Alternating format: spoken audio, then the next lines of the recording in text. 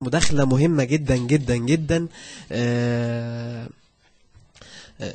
من رموز السينما المصرية، الدكتور خليل مرسي. ازي حضرتك يا دكتور؟ اهلا وسهلا. اهلا بحضرتك، ومنورني ومنور الدنيا كلها والله العظيم. الله يخليك الله يخليك. دكتور خليل مرسي الفنان الجميل، احنا النهاردة بنتكلم عن الفن الهابط والإسفاف. ايه رأي حضرتك بقى في الموضوع ده بصفة حضرتك من من تيم الأستاذ محمد صبحي، واشتغلت معاه كتير، واشتغلتوا على المبادئ والأخلاق وحاجات بتمس المجتمع بشكل جميل. ايه رأيك حضرتك في اللي بيحصل دلوقتي؟ لا يعني انا من حسن حظي ان انا لحقت اواخر السينما المحترمة. يعني انا من الناس اللي شاركوا في مهمة في تل ابيب، وشاركوا في اقوى الرجال، وشاركوا في افلام الحقيقة، افلام كان فيها سمة الاحترام واحترام عقل المشاهد يعني. معرفش اللي حصل اليومين دول، زي ما بيحصل كده ان حد بيجي في وقت الثورة ومحدش حاسس بحاجة ويبني مساكن مخالفة، يبني 15 دور، واخد بالك، في غفلة من القانون. ده نفس اللي بيحصل في السينما حاليا، ان هم في غفلة من القانون بيعملوا افلام يعاقب عليها القانون يعني. ودي مشكلة في حد ذاتها. وانا مش عارف يعني السيد رئيس الوزراء مع احترام الكامل ليه ان هو يصدر قرار بوقف الفيلم واعادته الى الرقابة على المصنفات الفنية. طب مع الرقابة على المصنفات الفنية هي اللي اجازت هذا الفيلم وخلته يعرض في السينمات الدول العربية. فين الرقابة من الاول؟ نعم، الرقابة فين من الاول؟ ما هو ده السؤال. ما هو ده السؤال، ليه الرقابة اجازت عرض هذا الفيلم؟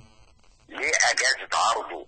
يبقى في المسألة في كلام تاني، في كلام تحت الترابيزة، في كلام ما ينفعش يتقال بشكل علني يعني. يعني انا مش فاهم. وبعدين حتى الرقباء عندنا مع احترامي ليهم برضو مش فاهمين الحكاية صح. تمام. يعني مش فاهمين المسألة. يعني انا اذكر واحنا بنعمل اهل نبكوات في اوائل التسعينيات وراح لهم النص بتاع المسرحية، ففي جملة حوار الممثلة بتقول للفنان عزت العليلي، بتقول له سيدي اشتراني ب5 دينار، فقال لها اشتراكي، فهم اروح اشتراكي. قال لك لا، ما لناش دعوه بالاشتراكيه، ما لناش دعوه بالكلام ده. تخيل ارى كلمه اشتراكي اراها اشتراكي يعني انت شوف السيكونس كله ايه، شوف السياق ماشي ازاي. ده بتقول له سيدي اشتراني فقال لها اشتراكي، مش اشتراكي خالص. فيعني المسألة برضو عايزة اعادة نظر في من هو الرقيب الذي يعتمد عليه في تقييم. ده انا سمعت كمان ان اتشال من الفيلم 20 شتمة. 20 شتمة 20 شتمة اتشالوا، واللي فضل هو اللي اتعرض. انا ما شفتش الفيلم طبعا. تمام. ما عنديش استعداد ان انا اشوف هذه النوعية من الافلام. طب انا عايز اعرف تمام، اتفضل يا فندم، معاك. اتفضل.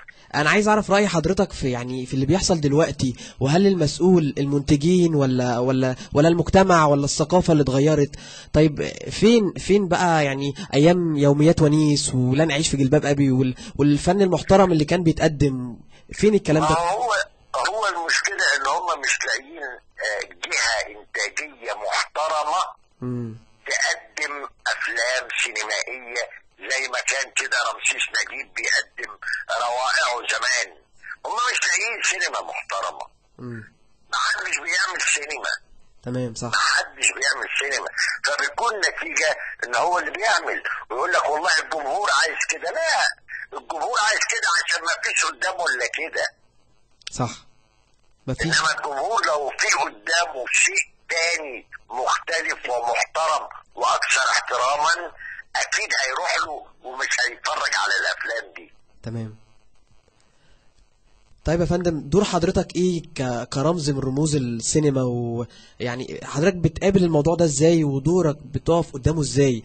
حضرتك دكتور طبعا، يعني ذو قيمة، وبتجيلنا في عروض الجامعة، وبتبقى في لجان التحكيم، ولو في حاجة ما عجبتش حضرتك بتوقفها وبتعترض عليها وبتتكلم عليها وبتنتقد بشكل محترم. طيب حضرتك دورك بقى في الموضوع ده بالنسبة للسينما المصرية أو شوف أنا كراجل أستاذ جامعة تمام. بدرس المسرح للطلبة.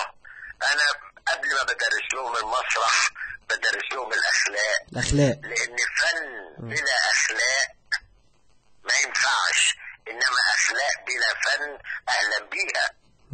واخد بالك؟ ده اللي بإيدي أعمله، أنا مش ماسك منصب إداري في وزارة الثقافة عشان أقول لهم يا وزارة الثقافة ما يصحش هذه النوعية من الأفلام تعرض في بلد إسلامي. صح. ما ينفعش يعني بكل المقاييس ما ينفعش. يعني حتى الفيديو دلوقتي، تسربت إليه الألفاظ اللي يعاقب عليها القانون فعلا، والشتايم ويا ابن الكلب ويا ابن مش عارف ايه ده احنا ما شفناش كده يعني. حتى انا كعضو في فرقه محمد صبحي. محمد صبحي لا يمكن يسمح على المسرح ان واحده تبقى لابسه مايكروجيب مثلا. ممنوع ما ينفعش. احنا بنقدم فن راقي، ما بنقدمش فن عاري. صح. طيب هل في موقف من مواقف حصلت مع الأستاذ محمد صبحي حضرتك فاكرها ممكن تحكيها لنا يعني بخصوص؟ طبعا اعترض على لبس ممثلة، يعني مش ستار ولا حاجة. تمام. اعترض على لبسها وقال لها ما شفتيش لابسه اللبس ده تاني في المسرح. على المسرح يعني ما ينفعش تلبسي اللبس ده.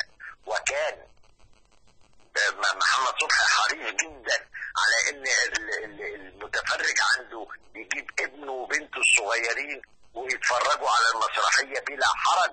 صح. يعني طب ازاي بقى فيلم زي كده ولا الفيلم التاني اللي بيقولوا عليه مش عارف بتاع غادة عبد الرازق وعلاقتها بولد صغير في المدرسه، يعني ازاي نودي ولادنا الصغيرين واحفادنا يروحوا يتفرجوا على هذه النوعيه من يا فندم ده مسلسل في رمضان. ده مسلسل في رمضان مش فيلم في سينما، ده مسلسل في شهر كريم. كمان يعني لا احنا كده يعني هنضحك الناس علينا. احنا الله يعني يكفي ان فيلم زي ده حلاوة روح ده اترفض في 3 دول عربية. صح. وتوقف عرضه طبعا. تمام. طبعا ادي مصر هوليود الشرق بيتحكم في صناعة السينما فيها ناس ابعد ما يكونوا عن ثقافة السينما. وده حرام يعني، ده حرام. طيب حضرتك اخبارك ايه في رمضان؟ فينك في رمضان يا ريس؟ فينك؟ انا بعمل حاليا بصور مسلسل اسمه الوسواس. تمام. محمد ذو الفقار واخراج حسني صالح. تمام. وحسني صالح الحقيقه انا ليا معاه كذا تجربه، يعني منهم الرحايا، منهم وادي الملوك، منهم طبعا. كذا حاجه عملتها معاه يعني.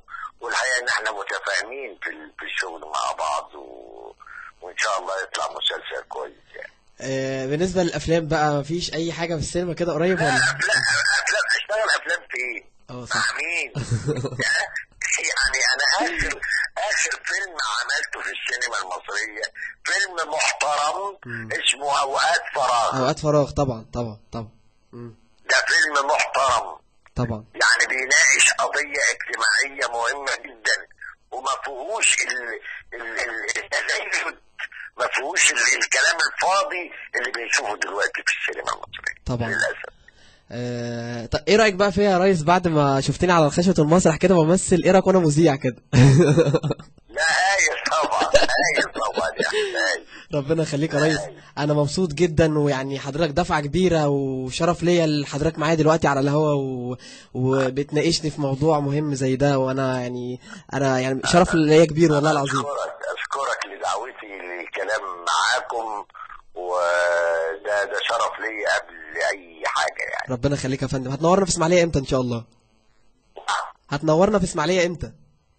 والله ادعوني وانا اجي، انا لا يمكن بالذات الاسماعيليه يعني. من بكره يا فندم الدعوه هتكون عندك وتشرفنا ان شاء الله. ربنا يخليك، ربنا يخليك، اشكرك شكرا. نورتنا يا فندم، وشكرا لحضرتك الفنان الكبير خليل مرسي. شكرا لحضرتك يا فندم.